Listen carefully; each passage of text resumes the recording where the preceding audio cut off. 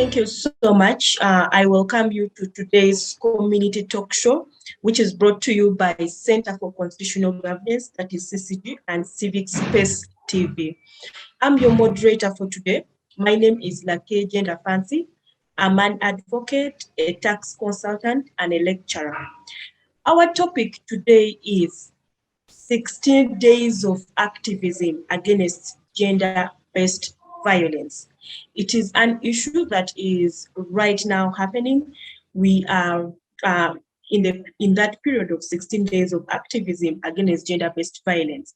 With me, I have a panel of three, a gentleman and two ladies, who are going to discuss with me this topic. I would like to start by introducing the panelists for today. Our first panelist is Mr. Sam Evidence Orikunda. He is the Deputy RDC of Kitagwenda District. Mr. Sam, you're welcome. Thank you.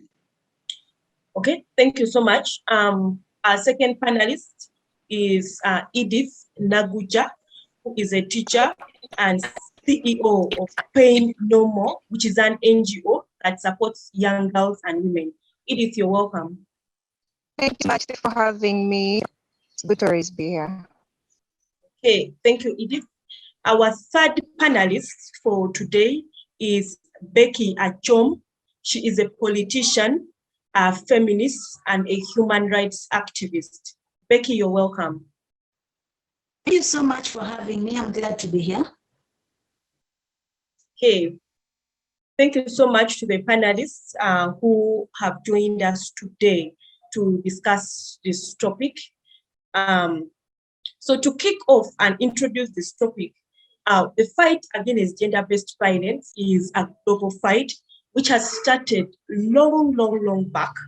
It has always existed. It is a global fight that has seen several international organizations, including the UN itself, to be at the forefront of this fight.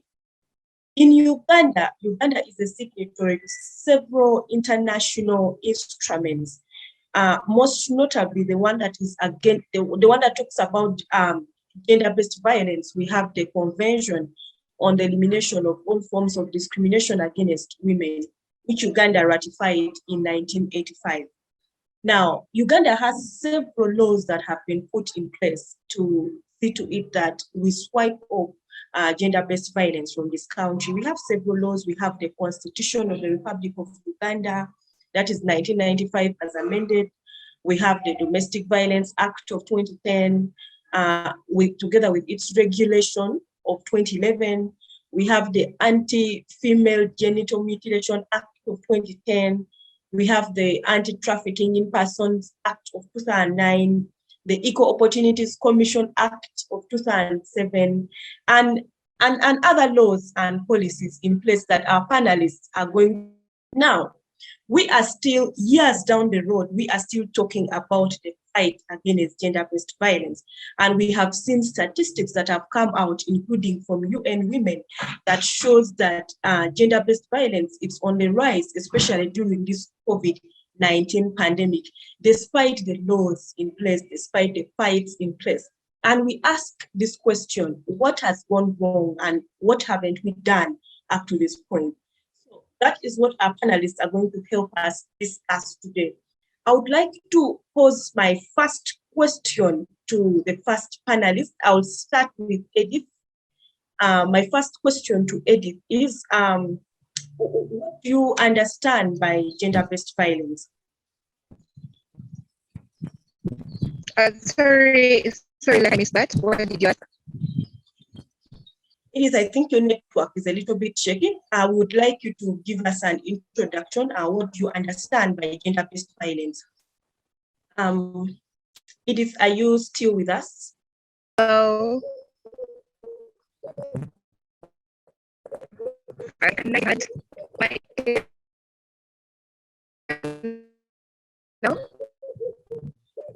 Yes, we can hear you, though you're breaking, I think, your network. Yeah, my network is an issue, but I think now it can be heard. Okay. Yes, thank you so much. What is gender-based violence?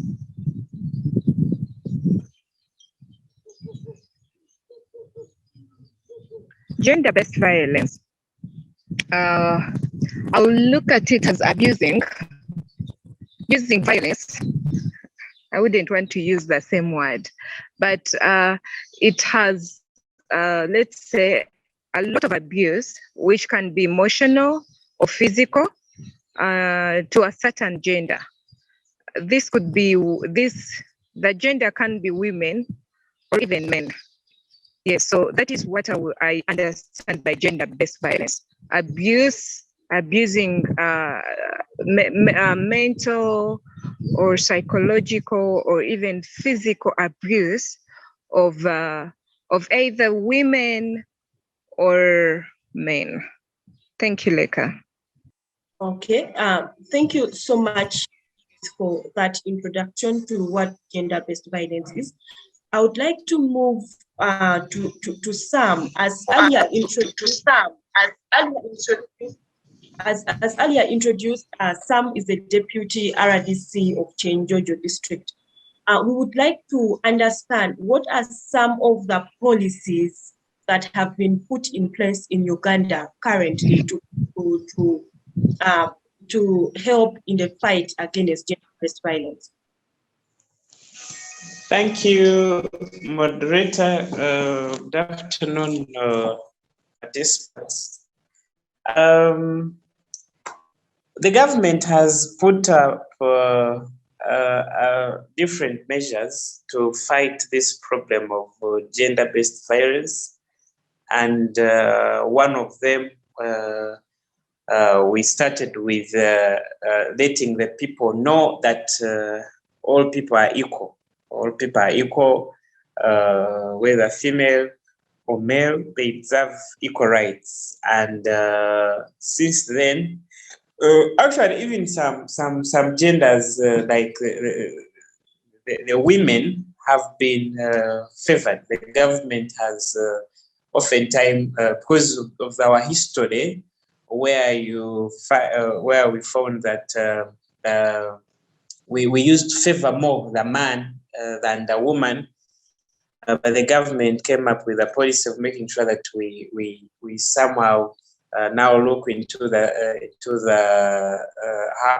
ways on how we can lift females, the women, to make sure that they are at the same level with men. We have come up with a lot of things to help. For instance,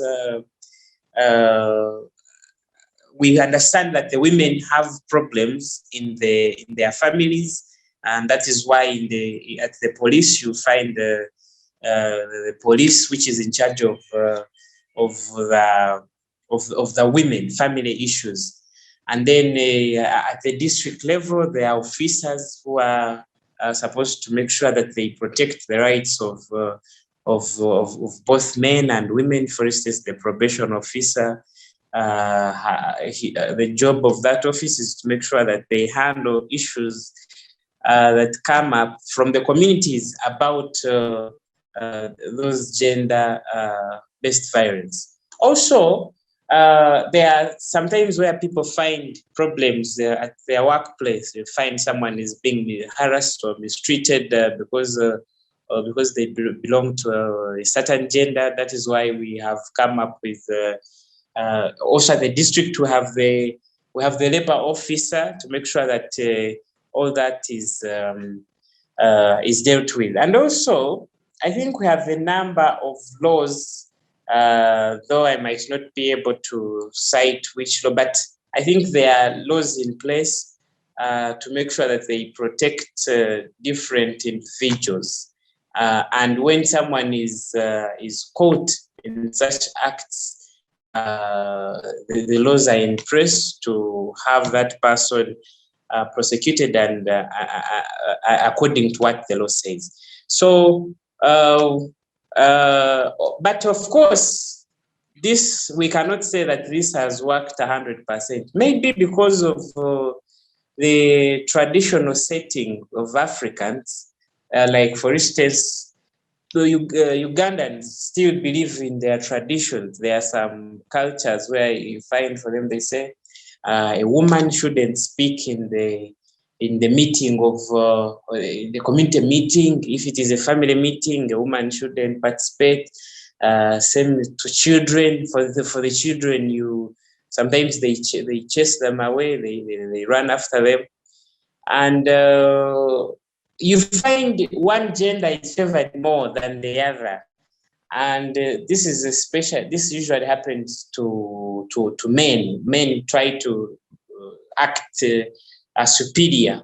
Even in my office where I work, you find a man set up laws in his family that this must be happening this way.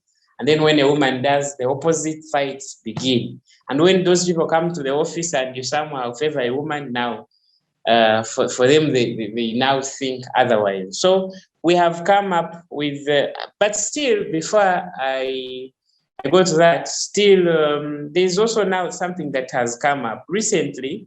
The fights that are happening in the families and in the communities is because we seem to have favored the females more and forgot about the males, the boys. Find all the NGOs that are coming are focusing on the ladies. They have not put also emphasis on the boys to see now if we have done this for the ladies, then what about the boys? Now you find the ladies now, because of the favor they get, because of the protection they have, now they take advantage of that to harass the men. And the men, for them, most of them, they don't report. They don't report, maybe because, as I had earlier told you, because of the tradition, because of the culture. Man thinks if I report that the woman has beaten me or has disturbed me, they will laugh at me. So the ladies have taken advantage, and and now, because of that, most times when a man is disturbed, they no longer now focus on going to report. What they will do is to plan, meet that woman at night and kill her. And that's why recently we had the killings of women. You would hear a woman has been killed there and there. So it is that dangerous. Thank you. Okay. Thank you so much, Sam, for bringing out the policies that government has put in place to fight this GBV in our community. Let me bring Becky into the discussion. So Becky, years down the road, we are still talking about end GBV, and we have seen report that has come out from UN Women that GBV has actually increased. It has gone on the rise, especially during this pandemic. What do you think are the causes of GBV today? So thank you so much. So one of the causes of the increase of GBV in Uganda, again, my name is Rebecca Achom Adille. I am a feminist. I am a political being. I am a women's rights activist, and I believe in equality of all. And so one of the causes of GBV, we could say, because of the violence against women has become a pandemic, has in a way affected, has increased because of issues like lack of financial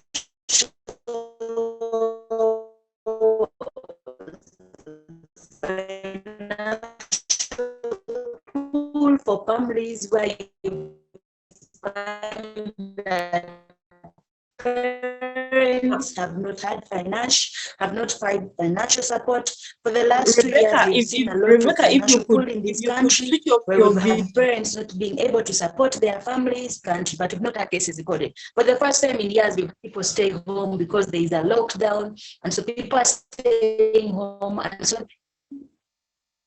so is that okay? Causes could be that one, during the pandemic, so find that children were in schools, girls were in schools, boys were in schools, And so you find that there is not that time and ample time for girls and women, of course, for some in this lockdown with issues like finance, like lack of finances. So women have been put in positions, women and girls have been put in positions, not only happened in Uganda, this had happened all over the world.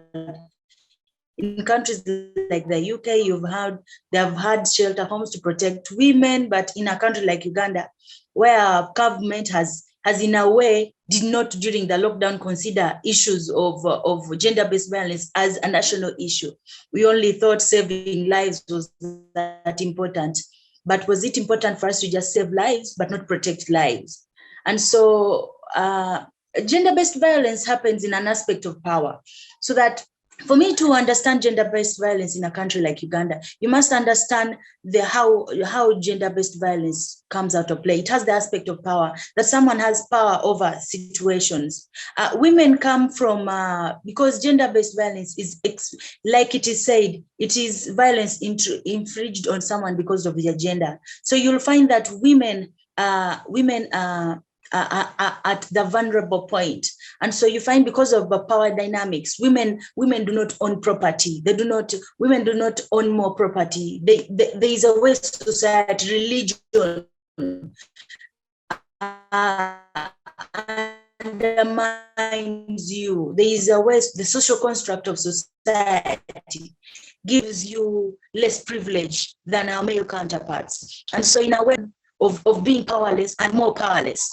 And so in a way, I would clearly state that the UN report is rightfully right to say that we need to start having conversations on how we can, as a country, start to see some of the issues of gender-based violence, because it's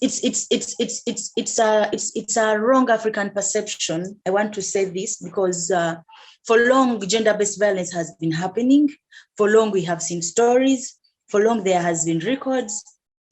Recorded and not recorded, but stories flow. But as a country, we have not seen that this is a skeleton in our closet as a country. The COVID pandemic had to come out for us to start to see that, okay, women and girls are undergoing this. Women and girls are being abused. Girls are being molested. We are denying women land rights, and right now they can't be employed because most of them were laid off because of the physical construct of their body. They can't walk long distances to offices, and so we need to start. We need to start having wider conversations. Thank you. Thank you. Thank you so much, Rebecca, for bringing out the different causes of the rise in GBV, especially during this COVID period. Let me go back to Edith. Edith, we have also seen in the report still by UN Women that 1 in 10 women globally, they don't report, they don't go to police for help. Why do you think that women still up to now do not feel comfortable to move to police? And generally, the gender, generally, both women and men, why do you think they feel it's so hard to move to police and report these cases?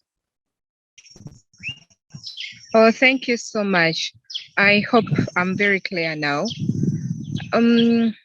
Yes, you are. I think yeah, thank you so much. For me, I'll blame it on the society in what we believe in as Africa. For example, growing up, you know, I remember in my SST class when we studied about rape and defilement, I remember the teacher telling us that when you're in court, the judge has to ask you, what were you putting on, things like that. And we all know the reality. You know, I will basically look at a woman who goes out, someone invites you on a date, you get there and you drink, and they spike your drink, and the next thing you know, you are in their bedroom, and you may be bleeding and all that. Why women do not actually report about this? Number one is that the weak laws, the weak legal system when it comes to abuse of women in Uganda. We should accept, yes, these laws are there, the constitution addresses these issues, but the point is, does the police do their work when it comes to this? let us look at very prestigious people who have actually abused women, prestigious women who have abused men. Have they been held accountable? And when society itself is judging you, she was in a short dress. No wonder she was raped. Why would she go out and drink too much alcohol? No wonder she was raped. So the excuses that still, and I'll blame it on the masculine gender more, or the male gender, because they, that is what they bring in society. That, why would a woman be in a short dress and then later claim they were raped? What happened? I'm your husband. What do you mean I raped you? So I think we still have so many women, especially the married women, who cannot even dare to report the rape cases, the defilement cases, because of the society problems that we still battle with in Africa. Some fear, to be shamed, publicly shamed. Some fear, some feel like, let me just die with my pain and let this go. And eventually we have molesters walking free and hurting people again and again. So if we can address those society issues, and I think that is one of the reasons we have such campaigns like 16 Days of Gender-Based Violence Activism, I think eventually the conscience of the people will be clear, and we'll have so many girls to get out, to come out and speak their problems. Then also, we do not have quality, maybe therapy sessions in Uganda, because such victims have not been helped a lot. When you've been abused, especially I want to imagine a girl who has not been active sexually, like a young girl who is a virgin, she's raped. The pain they go through, it's not just physical, and then the mental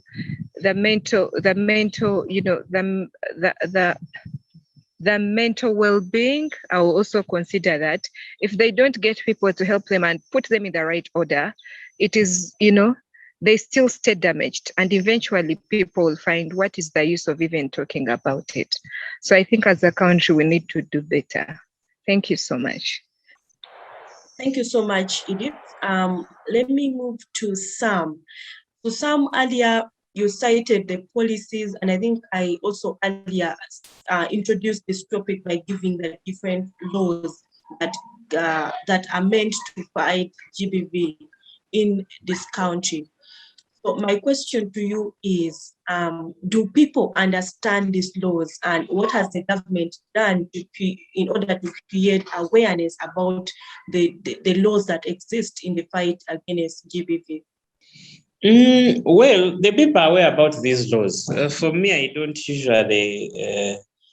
usually believe that people do not know about this, and that is why they commit offenses. The truth is, people know about these laws. People know that children are equal. People know that people are supposed to be treated equal and all that.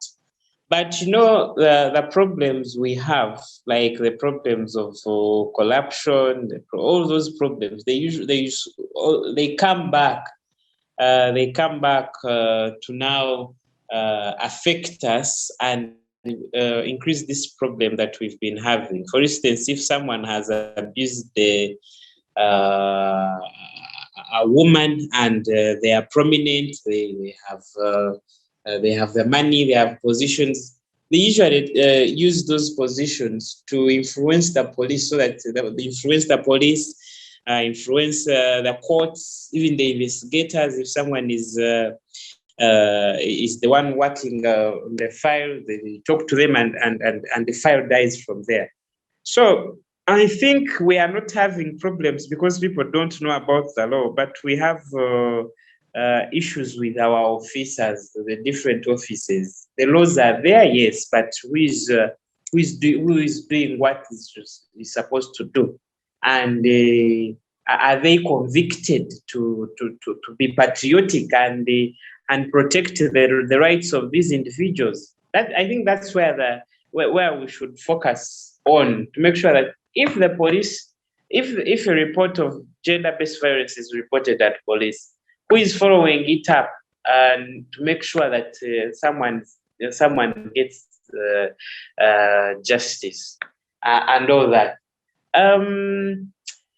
Then, if we do that, I think now the cases will decrease. Later, people will understand that if you do something wrong against a woman, the police will arrest you. If you do something wrong against a man, the law you will get caught up by law, and that's how we shall reduce the gender-based violence. So I think it's not because that people do not know about the law, but it is because the enforcers of the law, the people who are supposed to do something, are not doing what they are supposed to do. Thank you. Okay. Thank you so much, Sam. We shall get back to you again on that issue at a later stage. Let me move to Rebecca. So, Rebecca, what are some of the common forms of gender-based violence that exist in the community? Thank you so much, Fancy. Now, gender-based violence can come in different forms. We'll have gender-based violence that could be physical. We would have a physical that could come in cases of beating, where someone beats their wife, that is direct towards them. So we have indirect and direct. You'll have physicals in cases where wives are being beaten, a girl is beaten because she's a woman and cannot defend herself. We'll also have emotional gender-based violence where there is rejection, and that is more of intrinsic. So you find someone is being denied their right to this, and in a way it creates emotional trauma or conflict within someone. In a case of like in a case of intrinsic, in a case of like someone is being denied their right to go to school, and so that is also already a violence inflicted on a girl child, and that's a GBV itself, because you are not allowing someone to go to school based on their gender, and in a way you are giving them an emotional violence. And so gender-based violence is direct and indirect, and we have intrinsic and extrinsic forms of this violence. Yes. Okay. Thank you, Rebecca. Let me move to Edith. So Edith, I know you work a lot with young people, especially with young women and girls. So what are some of their concerns during these 16 days of activism? Hello, Fancy. I missed your question. Sorry, it's breaking. Okay, my question is that since, yes, I can hear you. Thank you. Okay, my question is that since you interact a lot with young people, especially with young women and girls, what are some of their concerns during these 16 days of activism? Oh, thank you so much. Now, most of the concerns that I got, because I've been, talking to my students, moving around community, the sexual abuse was at a high rate. It was at a high rate, and so many girls, the victims and those who are not victims, have been really, really concerned. Poor menstrual hygiene management. They do not have sanitary pads. Some are using tissue. Others are using drugs. If you go to Karamoja, they will tell you a girl sits on a certain hill until they are done with menstruation. And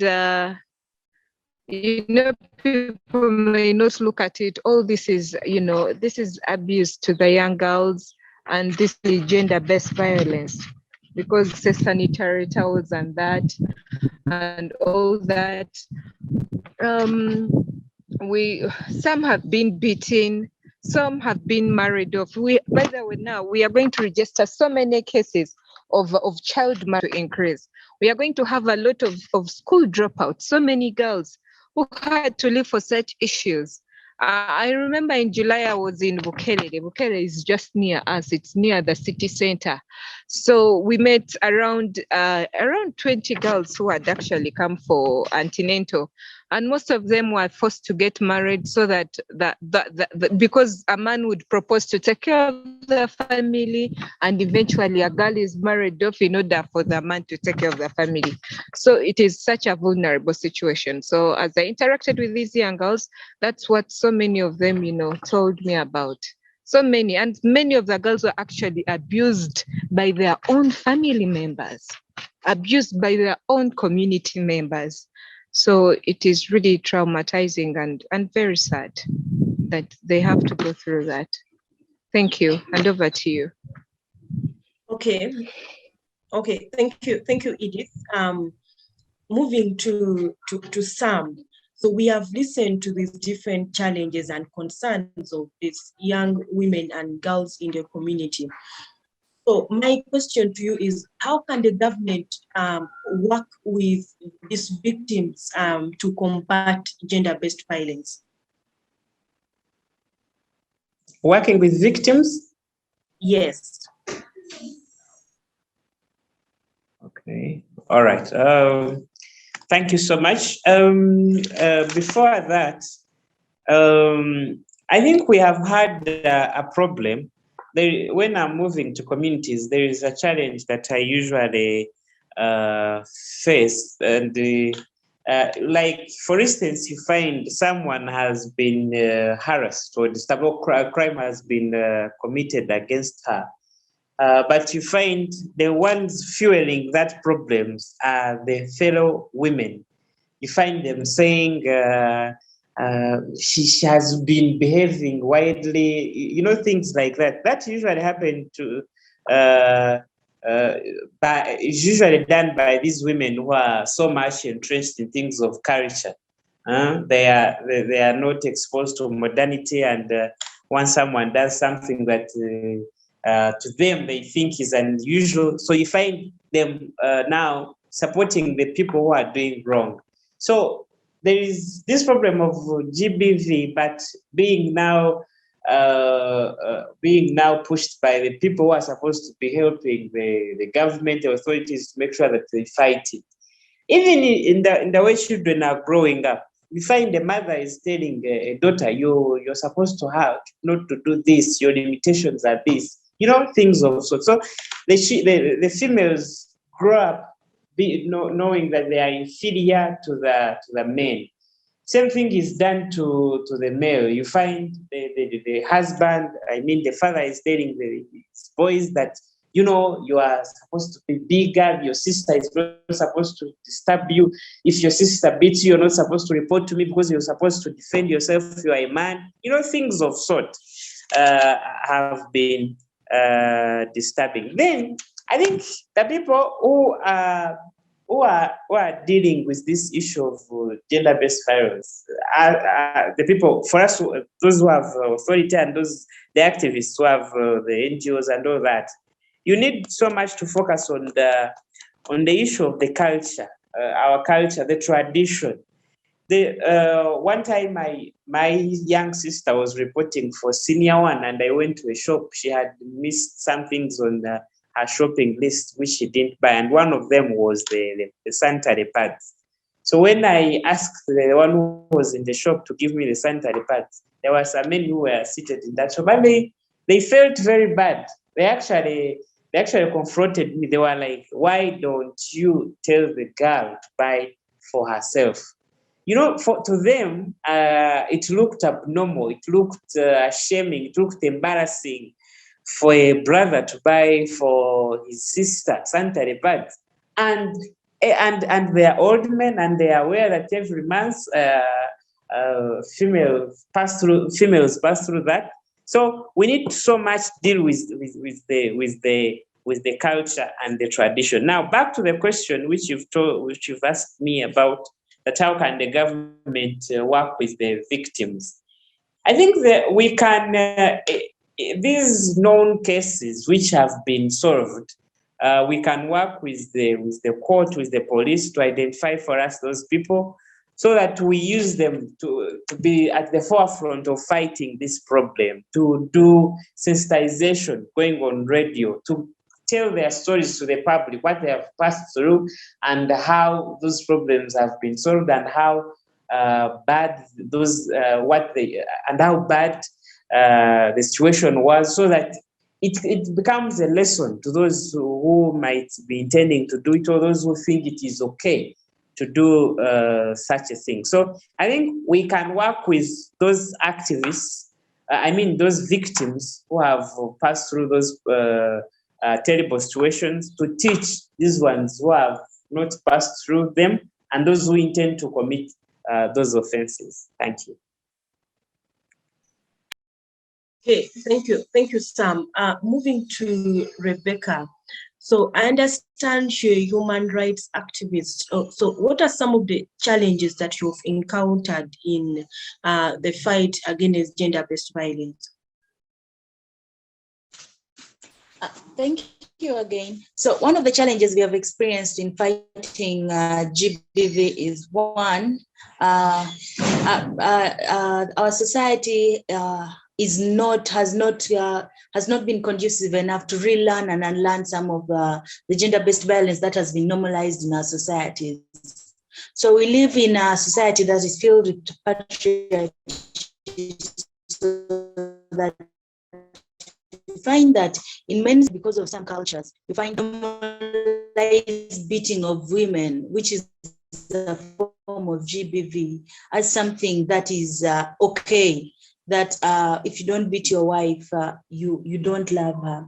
And so in a case like that, starting to teach such a community are actually sacred beings that you need to respect and honor and dignify them as your own, and that you don't just need to look at equality of the womb of both sexes, of both men and women, but look at it from an equity perspective, that the amount of support you give to your male child should be the same as that to your daughter. And because of already how society is set up, you need to give more support to your girl child so that she's able to access enough and all this. So you find that it's been challenging mostly because of the setup of society, but then also those who want to look at it from a policy perspective, that you find that as a country, we can laugh at the scenario where we're having a whole conversation around just at any point a girl can withdraw or her consent. But as a society, if we cannot as basic sense, then we still have legislators who actually in a way teaches us that one, we still have a long journey around teaching our legislators, teaching our communities, teaching policymakers on what really works for women and girls and other vulnerable groups of persons. And so in a way, we need to start to just relearn. But then thirdly, there is the whole aspect of also what challenges human rights, that's security and backlash.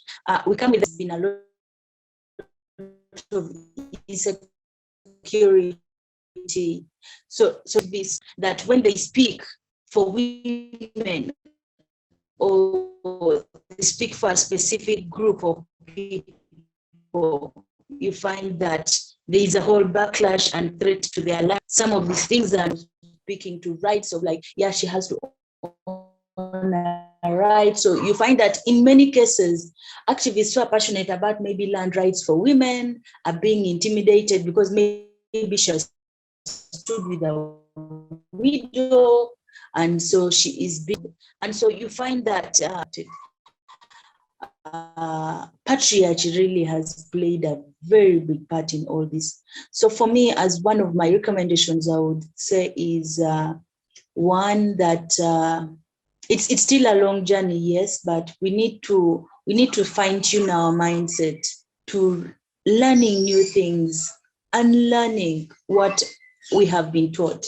Normalizing that women and girls are humans and require equal dignity as any other human being. We also need to also normalize and understand our laws. So some of our laws are very important. For example, like how do we report cases of rape? How do we report what happens to a rape victim? So we find that even when a girl is raped in a community, human rights activists may know what to do, but because they are big magnitude of a community where maybe a girl is victim of survival rape needs support cases. And so there needs to be a lot of training of how to handle these cases. There needs to be also protection of victims and survivors of harassment. And so there is definitely a lot that needs to be done. Yes. Thank you, Rebecca, for giving us the challenges. Let me move to Edith. So Edith, we have listened to some of the challenges in the fight against gender-based violence in Uganda from Rebecca. My question to you is, what are some of the achievements that have so far been made in this fight against gender-based violence? Yes, Edith. Hello. Yes. Edith. Yes, am I clear? Yes, I can hear you. Okay. Yes, thank you so much, Fancy. Now let's give credit where it's due. I think the government has set up it's the constitution. We already have a constitution, and we see as the challenges that are going on in the community. At least if maybe there is sexual abuse, there is someone who is there is a law that is supposed to help the victim. And if the victim reports, maybe goes to the police and is lucky enough, I think that can be a case, and that the abuser is actually held responsible. I think that is a good thing. I also want to appreciate so many organizations have come up to fight against gender-based violence, and try to do away with the challenges that stand in the way of any violation of human rights. I think it is great. We are now looking at United Nations. We have UNET. We have FIDA. There is even Center for Constitutional Governance. These are some of the organizations that have been very vocal when it comes to violation of human rights, when it comes to violation of constitutional rights. I think we need to appreciate that. And also that the society is changing, though at a very slow rate. At least there has been mindset change. Now people know they don't have to be abused and just be stuck with themselves and have nothing to do. Well, however, there is a lot to be done that we need to penetrate in local communities. We need to go to the grassroots and let people know, and the platform, the platform.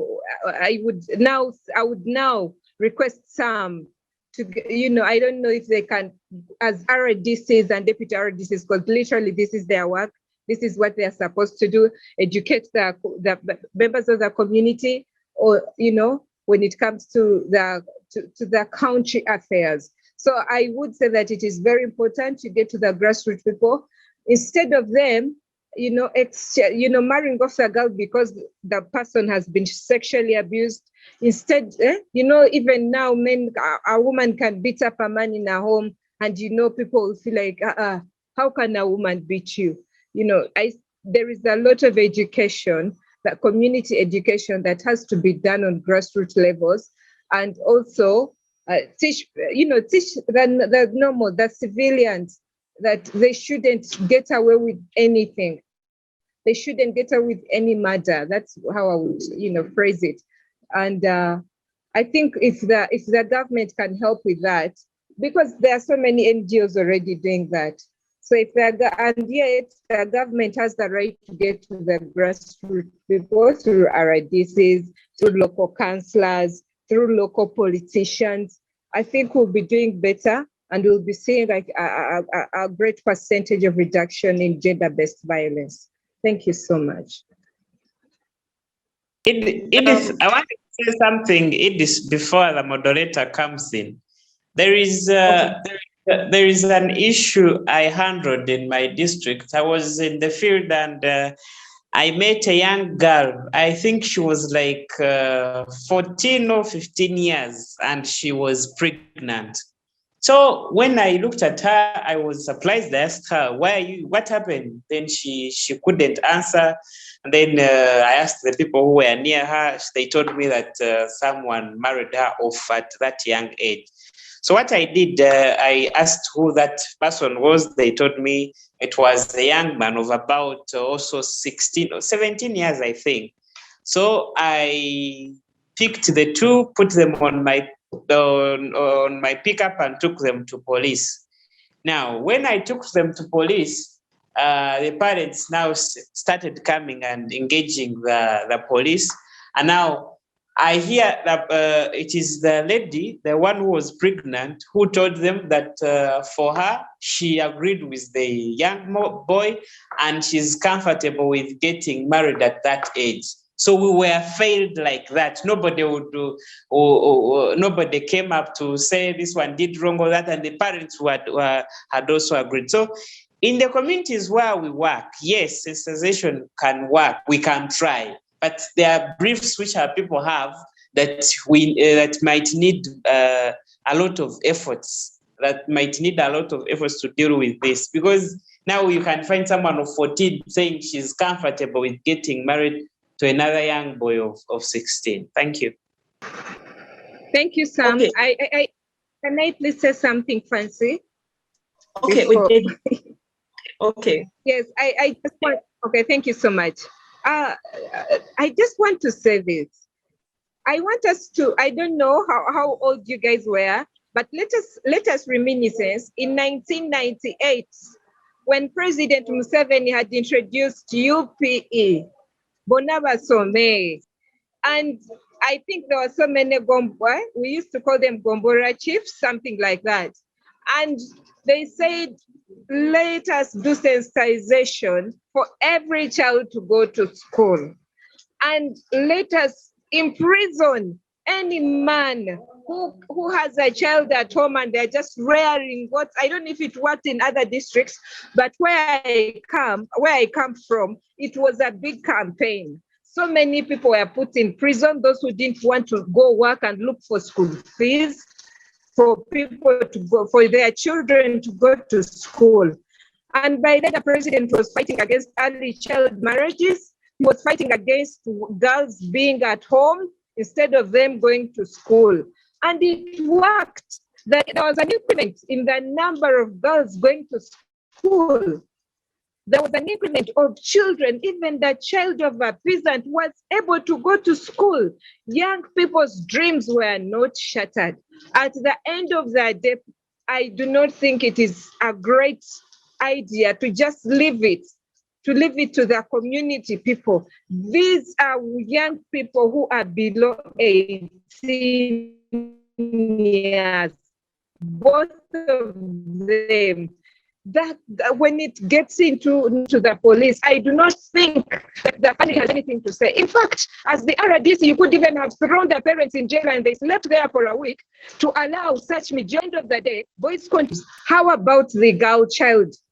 We will have an increment in single mothers taking care. The circle, it will continue. We shall be in the same. And where will the country be if we have absent fathers? If we have early child, if we have young teenage mothers, if we have children who are being mothers, a 14-year-old girl is a child. And what I want every panelist to know is that the RDCs are actually responsible to bring this information to the community. I think at some point, let them at some point, you continue on the political and you the social, economic well-being of the communities. It is that if you decide to run this drive, for example, schools are going to open. We have so many girls who have given birth. Why should they still do a campaign for every child? You put parents who do not want to take children back to school into jail.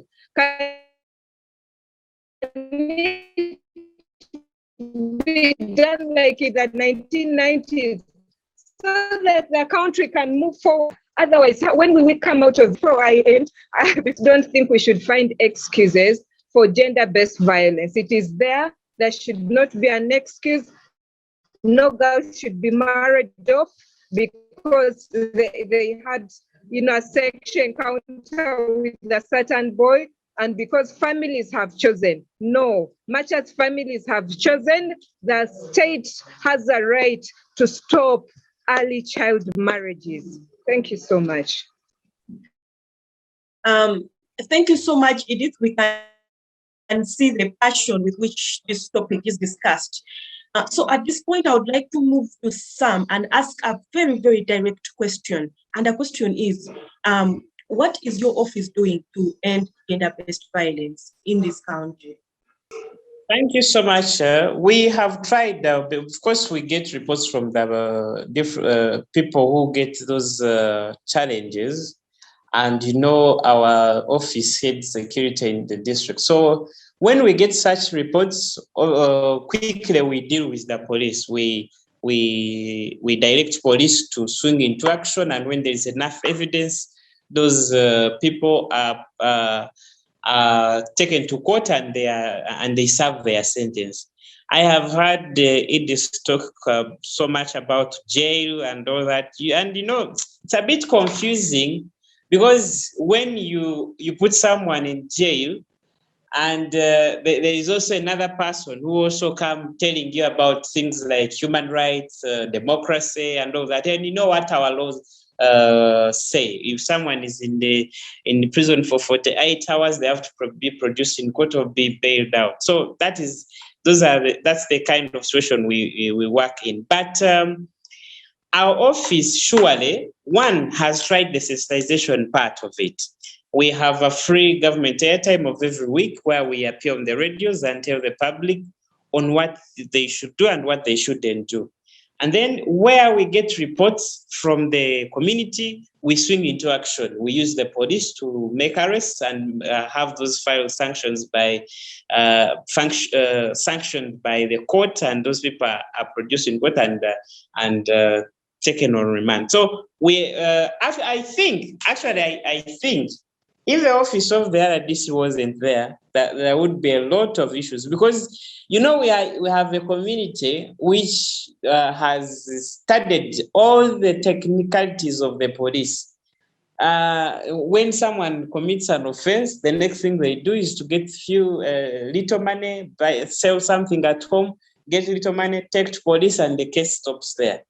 But most times when we get to know about it, we stop it at that level and make sure that justice is served. But the cases where we don't get to know, especially when someone has not gone to the office of the RDC, most times those things fail at police, and the criminals are sent back to the community and they continue committing those. And I think that's why the reports from the UN and other reports we've been getting from the communities are saying that there is still evidence of gender-based violence. So it should be a combined effort to make sure that we deal with it.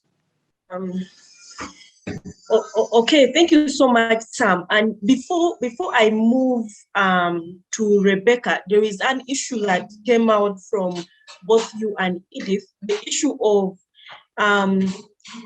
issues of the defilement of young girls in the community, and then the parents connive with the perpetrators, and the issue is solved outside court, it's solved outside police, and it is very, very, very, very rampant in the community. I have seen this happening.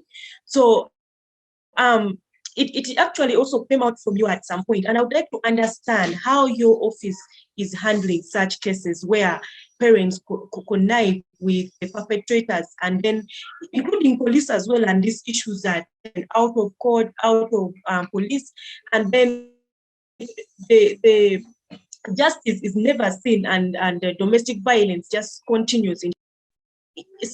Sam, are you there?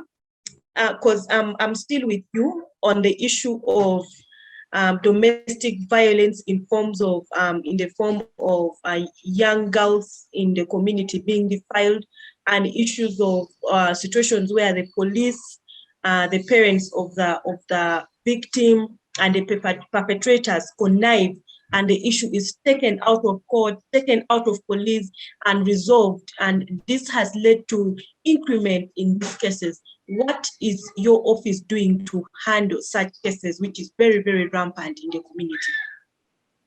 Well, it is true. It is true. Oftentimes, when those cases are brought to police, there are some police officers who deal with the parents, and they connive.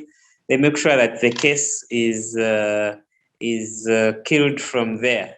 And the problem is the police is so wise when they are doing, because being the ones in charge of arresting and enforcing these rules, they know how to kill the evidence, they know what they can do, and if the higher authority comes, doesn't get what to do and where to begin from.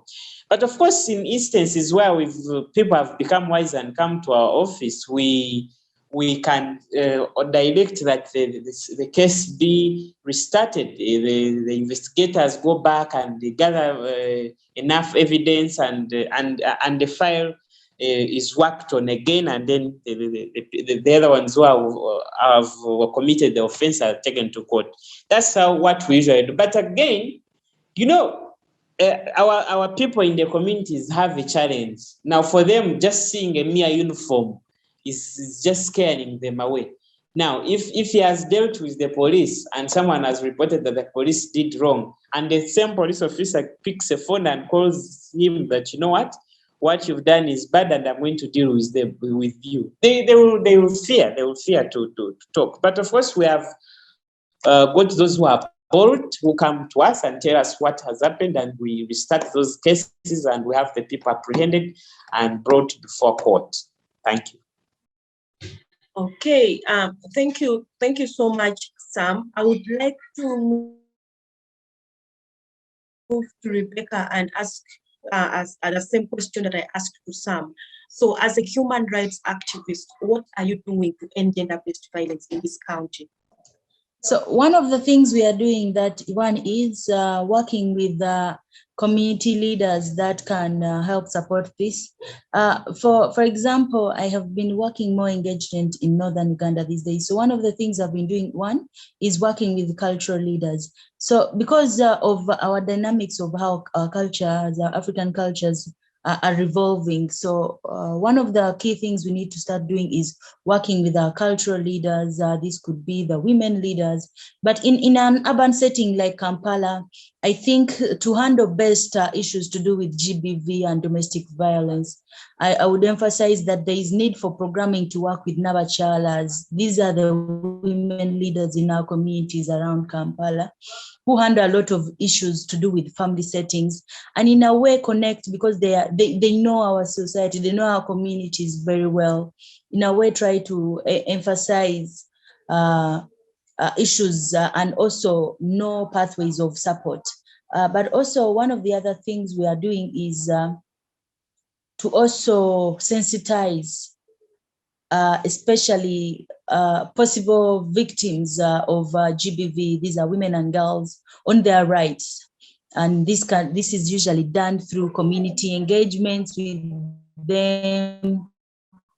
Sometimes we also have like small conversations where we engage with girls and women, but this has been limited because of the pandemics, where we've had a lot of issues to do with social distancing, most of our work has been turned to be online. And so this in a way has affected issues of GBV advocacy.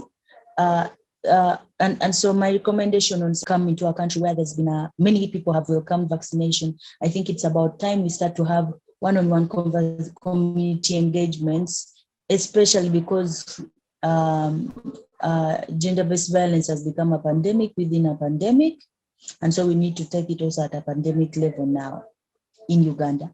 But then also, I would also want to say that there's also the men engaged, where there's need to have conversations with our male counterparts, because they are the most likely perpetrators of gender-based violence on women and girls. And yes, that has worked. I've been hearing the conversation between Orikunda and Edith on the issue of girl-child marriages, just pushing us backwards a bit.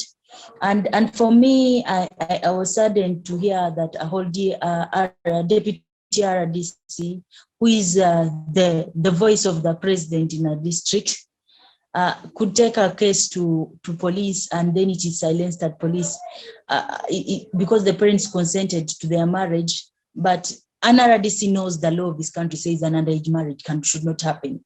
By virtue of being a citizen, there was enough moral authority to arrest both parents of the girl child. And so for me, I also think at this point, our legislators should start to understand their power and authority as owners of, as mantle owners of power in this country.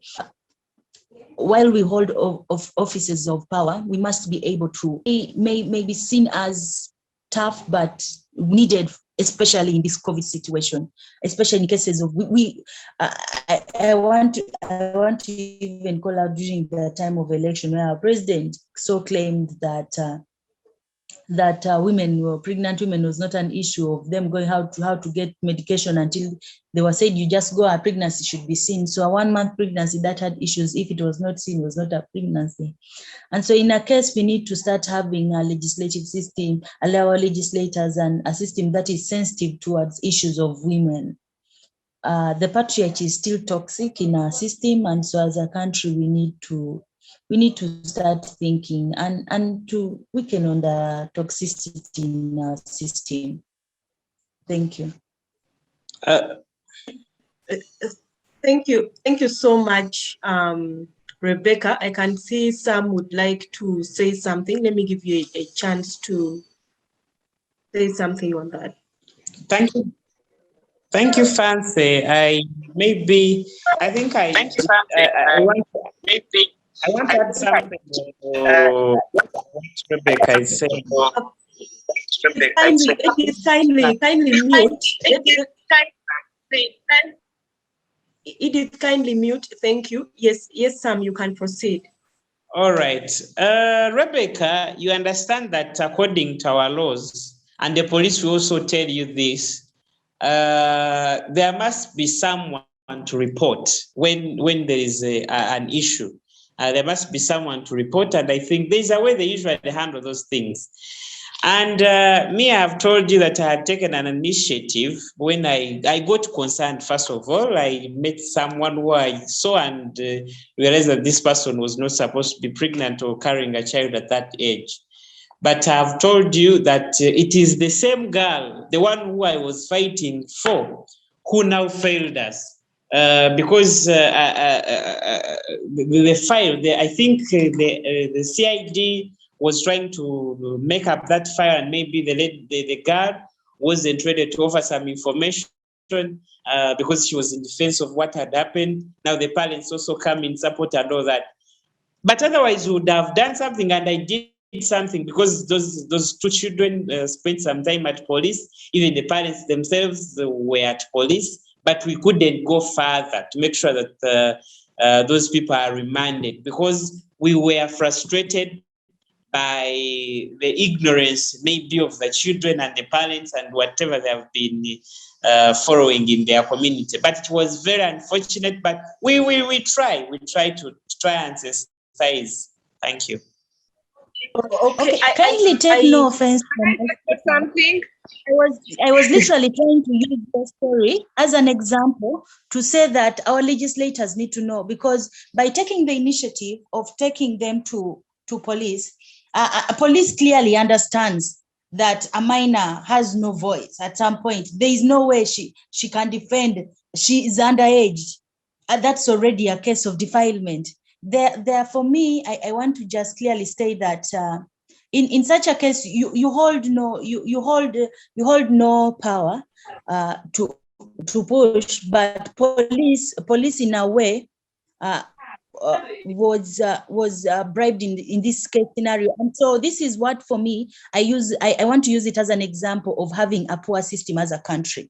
That if our system knows that an underage shouldn't, even if they can be coerced to say that, even if she wanted to, but she can still be coerced because she's underage, by virtue of our country saying anyone under the ages of 18 is not an adult.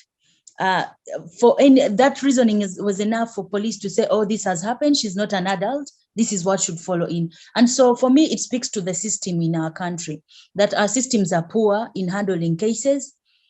Because even when you handle cases of rape, you'll see how papers disappear in our judicial system.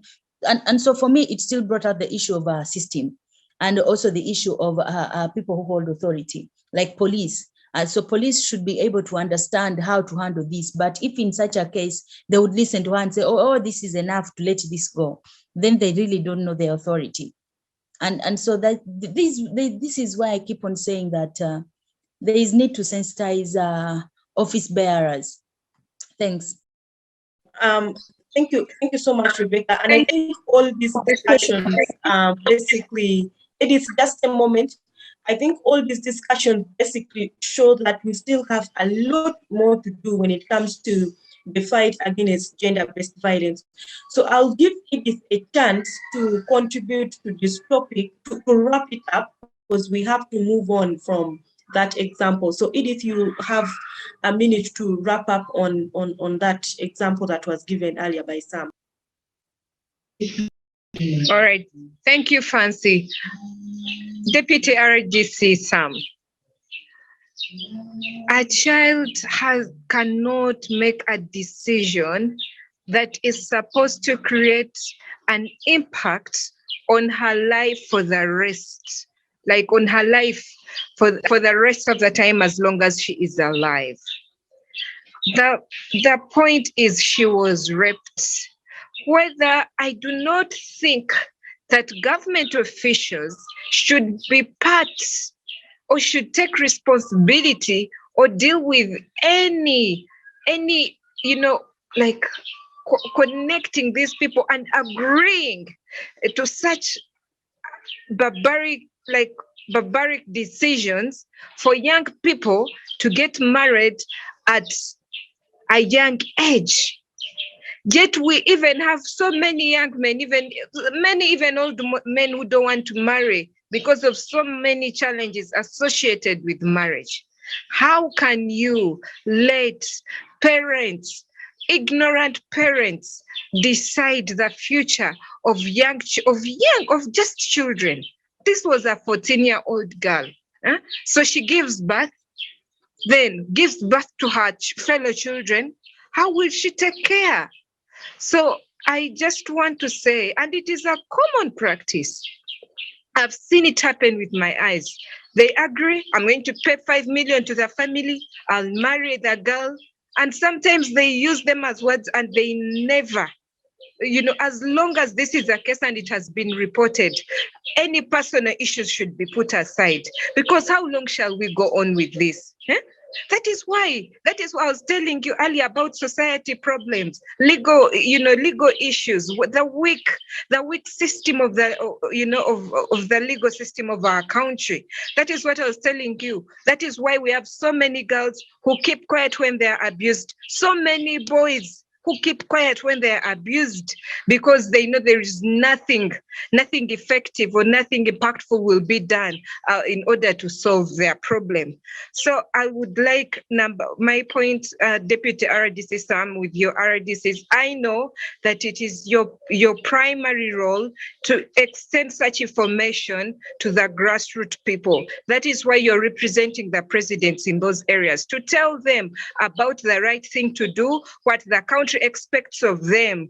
Number two, as RD says, we need you to champagne this campaign. If Uganda has to get somewhere, do not look at the few people who are in urban centers living perfect lives, who are able, look at the rate of the young girls we'll have. If we have so many teenage mothers, this will delay the economy. Economists will explain that, you know. I also want to go on and say, dear Deputy RDC Sam, as a person, as a representative of the president, you cannot negotiate with gender-based violence.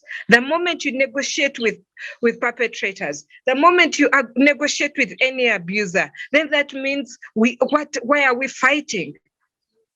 Why are we fighting in this country if you negotiate with them? The rightful thing, even the parents who decided to do something like that, they would have been thrown in jail, and understand that this is a country, it has laws that govern it, and these young children have nothing but a decision. In fact, if you wanted to do it in that civil way, the parents of the boy should have taken care of that girl, take care of the child, and take back the girl to school. But now she'll be there stranded with her life, and we have so many of that. Which way, Uganda? Where are we going when we have such issues and we have officers, we have government officials who actually stand aside and let this go on and go on? Thank you so much. I'm sorry I went past by the minute, Fancy, but this is something I'm very passionate about, and I do not want to see anybody take it for granted, because at the end of the day, we have so many girls suffer, apart from even the issues that affect the female gender, and they have to go on with these society issues, and we have to have people support them. It is not right. And the government must take its role seriously. The government officials must take their role seriously, educate the local communities, and we must do away with this kind of mediocrity. Thank you so much. Okay, thank you, Edith. I think that wraps up the discussion on that particular example that was given, because I know that is just one example, but there is so much that is happening in the community that the perpetrators are getting away with.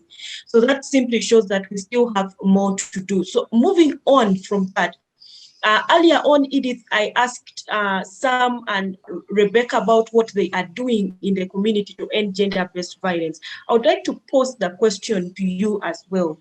What are you doing to end gender-based violence in Uganda? Thank you so much. When I was in university, I launched by then a CBO, Pay No More, and our role was to empower girl child, and we try to address. And I was doing this in Rukunjiri district, and we went to every girls, encouraging them, to do what? To stay in school, get educated, teaching them on so many things. Yes, and unfortunately, we didn't have so much support, but we've done this all through. And through the lockdown, I've had so many online discussions with some of my students who are able to access Zoom. I've put representatives in different areas, young girls, to talk to their communities, and they always come back with reports. But if the action that I got into personally is when I went to meet young mothers in Bukerere. And I did this through my Rotary Club, and we realized that girls had issues. Most girls we had a high, there was an increase in teenage pregnancy, and every girl, in the 10 girls that we met, 8 attributed this to, we don't have like menstrual hygiene management products, the sanitary towels and what. So, but there is someone promising to take care of that. So they ended up getting married. They ended up, someone gives, they ended up, in every, whatever vulnerability they're in right now. So I started a campaign. And and please join us. We are going to actually fulfill our promise on 12th December this year. And I started a campaign. I called it the Pink Basket Campaign. And this campaign, we buy a basket at 50,000 for every girl child out there. And this girl is supposed to have, instead of using rags and what, we look at them having reusable pads with very legit materials, and 2 bars of soap to start the process. Then we are also not, girls might have, if someone cannot afford a pad, do they actually have the panties? So we also decided, I also decided to add on that basket some cotton panties for the girls. So that is the campaign I've been carrying on, and so far I've collected around 2.4 million. That is why I'm going to take. So I look at supporting 200 girls in that area, because there are so many teenage mothers, and actually some already pregnant. We shall also be donating mama kits. So if you please just follow me on Twitter, Edith Nagujja. I'm always, tweeting about it. And we are taking these pads. If you'd like to be part of the campaign, please, you're most welcome. Let's do this. Let us, among the issues that affect women, let menstrual health not be an issue. At least there are so many. Some we can control, others we can't. But what I know is that we can control the poor menstrual hygiene, and let girls not just end up being married at a young age because of just a sanitary towel. And so join this campaign. Each pink basket is 50,000, and don't look at it and you're like, I have to pay 50,000 for the basket. No, even 5,000 is a contribution to this basket. Even 1,000 is a contribution to this basket. I'm going to put my email, my contacts in the chat. If you'd like to be part of the campaign, we are going on with this. We intend to take it up to Karamoja. And if you know any area where girls are very vulnerable and they have issues with menstrual hygiene, please let us know. And we are not just going to go and give. We are going to train girls how to make these reusable sanitary pads, so that they can earn an income, so that they can stop, being used in order to survive. Then, and also have something. Some even actually get pregnant because they lack what to do. Eventually, they're involved in fornication and all that. They can have things to do. So we are also going to have a training on menstrual hygiene management, which actually is very lacking. Even if you read about it, it is lacking in Uganda. We have very few people tackling that problem right now. So that's what I've been up to. And I still, if you're in a community, if, for example, RDC you have issues with young girls in Chenjejo, please contact us, contact me, call Pain Normal. We shall come and do peer education, train girls, maybe, making soap, so many things, that anything you'd want, so that we can, let us raise girls, let us raise boys, let us help them become better. We need better citizens for our country to be better. And also, let us encourage young people to have a great mindset. Thank you so much. Thank you so much, Edith. I would like to move to Sam. And Sam, my question is that, do you think our laws are strong enough to tackle issues of domestic violence? Thank you so much. One, I think our laws are not strong enough because, like the example I've given you, if our laws were strong, those people would have been apprehended, especially the parents. Because as I had told you, it was not rape, it was not defilement. These are 2 children who maybe liked each other and they did what they did. So if our laws were strong and we have a way of pinning those people, then I think we would do something. But oftentimes we are frustrated by those laws, because when you go to police, did you know that at police, even if they see someone killing another, and nobody has gone to report. For them, they will think, they will tell you that nobody has come to report, and is not an offense.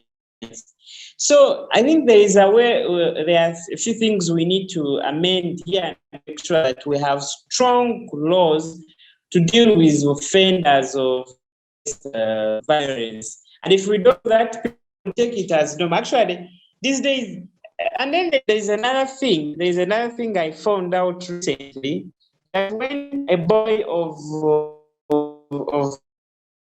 18 years, when the boy is below 18 years and the girl is below 18 years,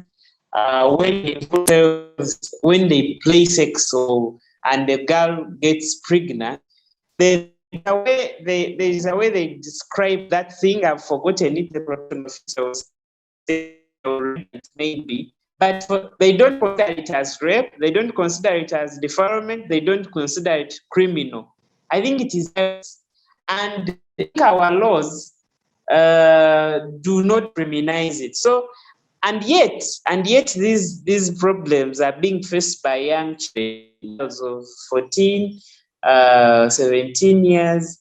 But because our constitution says when the boy is 17 and the girl is 17, that's child sex, and therefore shouldn't be considered as defilement or as rape. We will continue like that. At the end of the day, we will not be doing anything. So I think, as you've asked, I think I agree with you that our laws are not enough to deal with the problem at hand. Thank you so much, Sam, for that.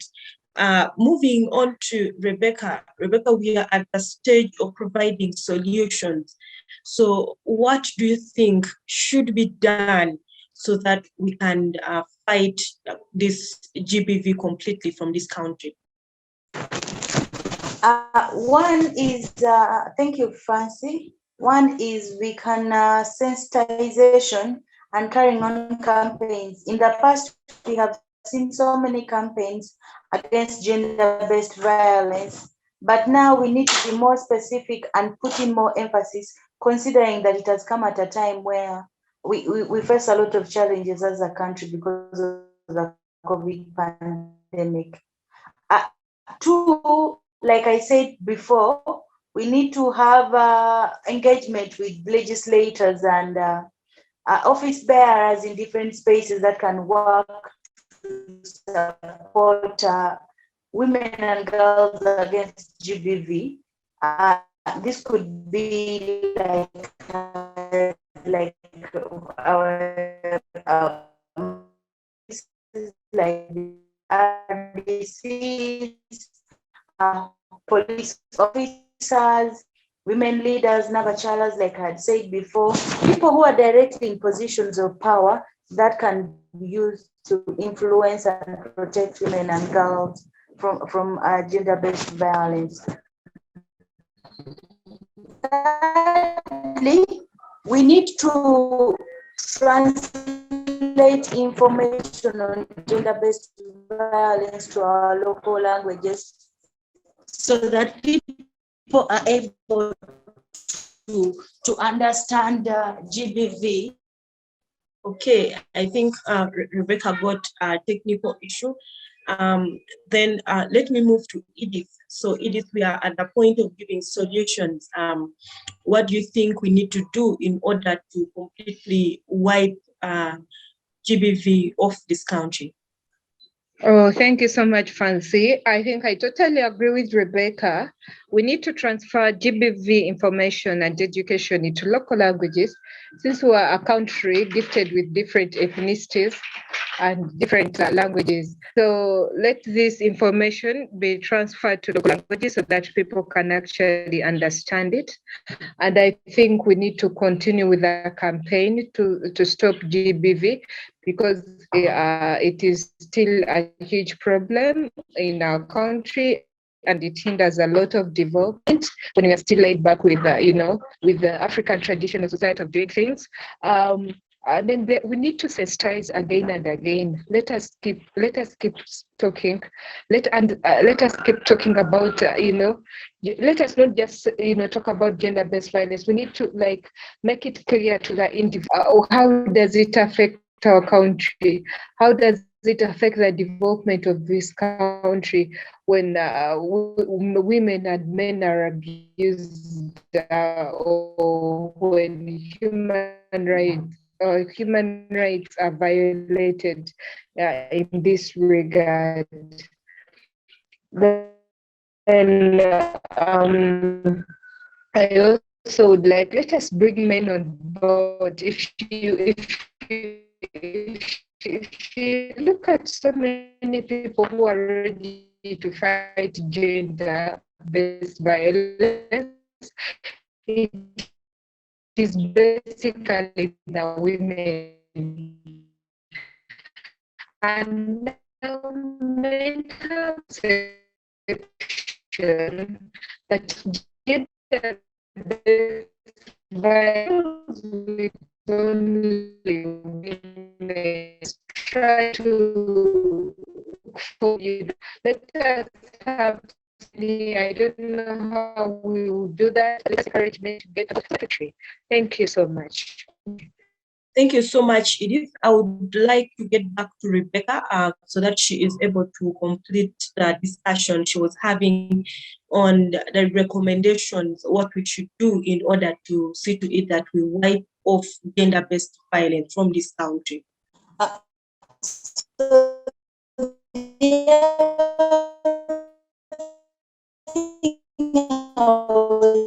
Saying is work with policymakers like members of parliament and sensitize and train them on issues to do with GBV. Most of them are actually green and aware of some of these issues.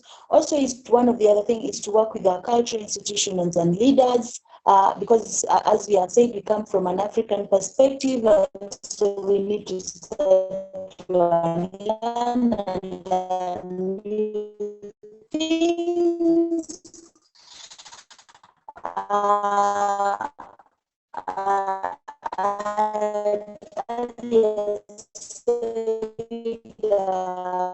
The issue of translating data into our local languages. The other thing we could do is, as the women's movement or as women leaders and human rights defenders to our government, and this could be done as a country, like we've had for fighting against AIDS, and so in Uganda we need to start taking it as a campaign at a national level with a lot of emphasis. But the other thing I'm thinking that we could do is also for cases of women and girls that have been victims of gender-based violence, we need to have safe and protective report pathways of where they can access services and like counseling, health services, so that they're able to thrive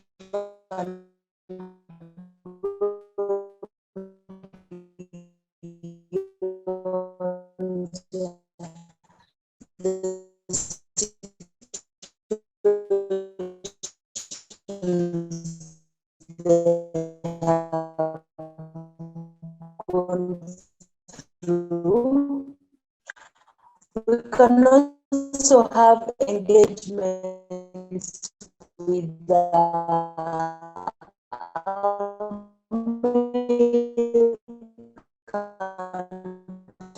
parts. We must understand and acknowledge that we come from a society that toxic, and that has come to have conversations on how we start to teach them to a number of some of our community leaders and men who think we their pronouns. Okay, thank you. I see Sam is off. We shall have him back at a later stage to give us his recommendations. Now, let me move to Edith. So, Edith, what message do you have for the people, the young people out there during this period of 16 days of activism? Thank you, Francie. My enough. Hello, yes, you can are. You hear yes. me? Yes, I can hear you. I can hear you. Okay, thank you so much. I just want to tell the young people out there that before anybody protects you, protect yourself. Be confident enough to fight against anyone who violates your freedom, who violates your rights, who violates your boundaries. Do not be scared to stand your ground and say no to anything that is disturbing your peace, that is destroying your inner self. Because the moment you have that confidence, then I'm telling you, you'll never be abused in any way. Okay? Do not allow anybody to take advantage of you, because the world is changing and so many people are willing to take advantage of you. Let it be a man, let it be a boy, let it be girls. And even girls that taking advantage of the boys. Do not allow anybody to abuse and out. Even when you have to say anything, try and rise up and say something so that your problem can be solved. Because when you have the ability to speak, then you have the ability to fight. So I'm telling every young girl out there, please speak out. And to girls who have been abused, to boys who have been abused, it's not the end of the world. You can still rise up and become a great person. We have so many people who have been victims of abuse, but now they are living the best of their lives and they are still moving forward and they are doing so much. They are changing stories, they are changing lives of people. All you need is to pick up yourselves bit by bit and you're able to stand again. But to girls who are lousing around, to boys who are lousing around, take care of yourselves. Before anybody, and I'm going to repeat this, before anybody comes to rescue you, before your parents, before the government that we are appealing to, before the activists, before NGOs, before any community stakeholder comes to your rescue, could you please take care of yourself, take care of your emotions, take care of yourself, protect yourself from anything that is going to come and damage you. Thank you so much. Thank you so much, Edith. Let me move to Rebecca. What message do you have for the young people out there about the 16 days of activism? Pardon, could you repeat that again? What question? It is the same question that I directed to Edith. What message do you have for the young people out there about the 16 days of activism? Oh, thank you so much. For the young people in Uganda and all over the world, I would want to encourage them to stay positive-minded, to learn to unlearn that even while the world is revolving, our rights still remain the same, and it's upon ourselves to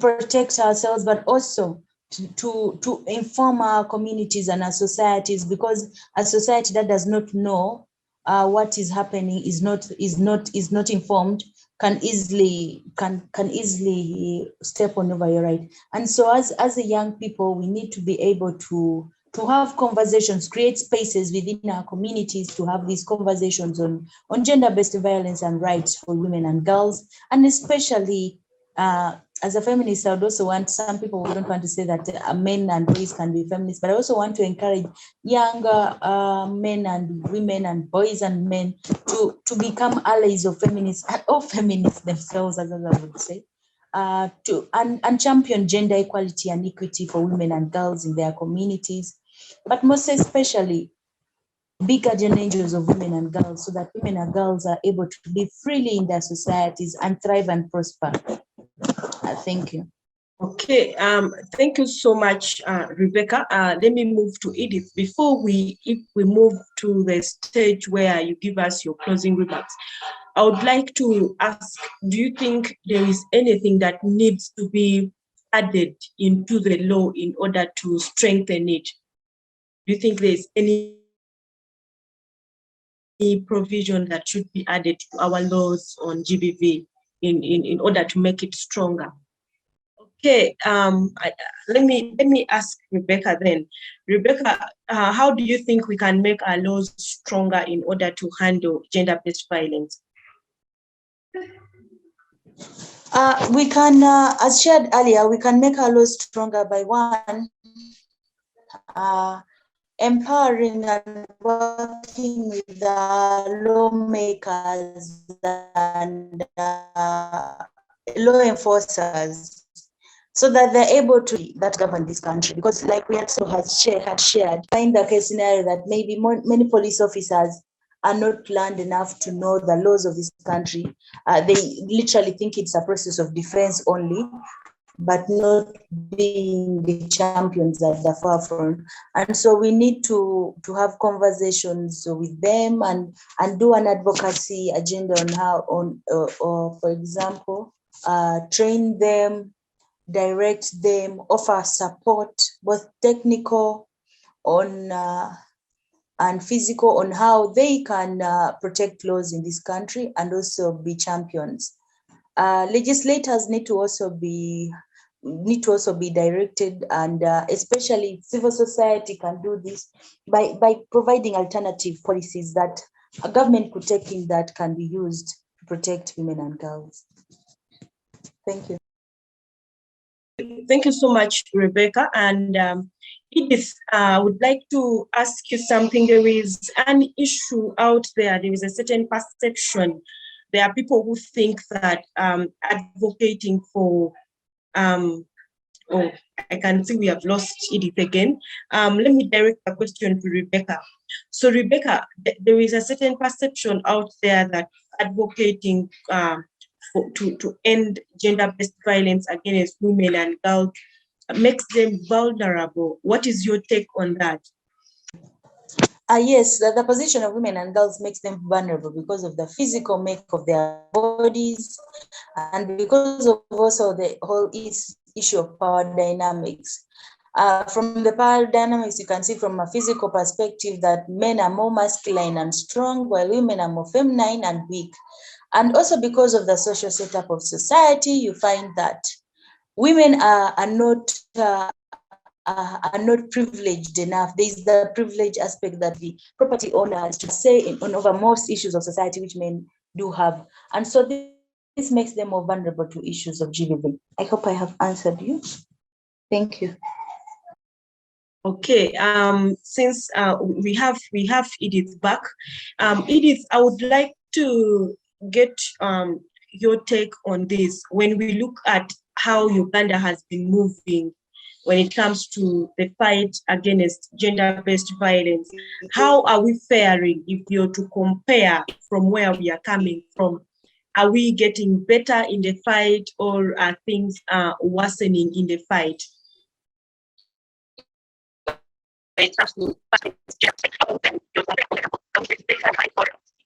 Oh, thank you, Francie. I still have to, if my network is okay, if I can be okay. I'm at Yeah, I can hear you. Okay, thank you so much. I think we're not really bad.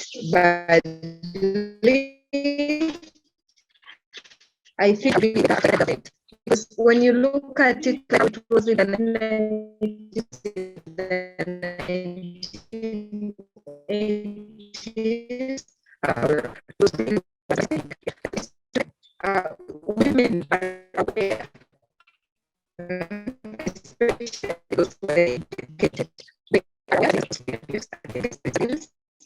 have to go to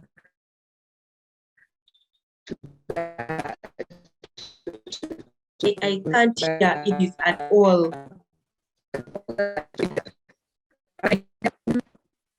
Did you lose me at some point?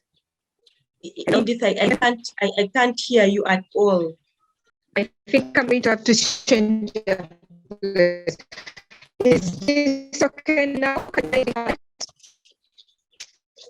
I can hear you now, though you're still breaking. Let's try that and see. I can hear you, though you're breaking. Let's try that and see. Okay, I was just saying, I think we are badly off when it comes to gender-based violence. I think we're getting there. And I want to thank the Uganda government to some extent. They have managed to handle these issues when it comes to GBV. At least that protects women, that protects young girls. It is sensitization and education of the government officials in order to apprehend the perpetrators regardless of their social status. And also, I would also like to say that let us not just stop here, because some women, those who have been to school, maybe understand that, and men understand they're not supposed to be abused in any way. Their human rights are not supposed to be violated in any way. Let us also go deep to the grassroots, where we are having parents negotiate child marriage because someone is already pregnant, where we are having issues of a lot of ignorance. I think now let us take the drive there and eliminate all those issues of gender-based violence so that we can be a better country, a well-developed country, without such minor issues. Thank you so much. Thank you so much, Edith. Thank you so much to all our panelists. I would like to get now your closing remarks. We have run out of time and our talk show is coming to an end. I would like to now get your closing remarks before we call this a day. So still, I'll go to you, Edith, your closing remark for today. Oh, thank you, Fancy. Thank you, CCG, for having me once again. And I would like to appeal to everybody, all our viewers, everyone who is able to watch this live or later. I want you to know that gender-based violence is a threat to the development of our country. When human rights are violated, it slows down the economic development of our country in one way or the other. It slows down the social development of our country in one way or the other. So let us all join hands, let us all join forces. And as we carry out this campaign to end gender-based violence, let us all be activists at our places of work, in our homes. And I call upon the males, every man, it is your responsibility. Even when God was creating, the story of creation, women were got out of the men's rib. That doesn't mean that you should be the kings, and women are supposed to be things that you step on. No, God simply meant that you're supposed to be protectors. You're supposed to be protectors of women. You're supposed to protect the world. And no wonder God put Adam in the Garden of Eden alone in order to look at, to look after his, his animals, to look after his people, to look after his birds. That is what God did. Men, you're supposed to protect. So I call upon every man out there, come, join the women. Let the women not be the ones to fight against gender-based violence. Join in the force. Let us all work together. Let us all rise up and end this cancer that is, eating our country.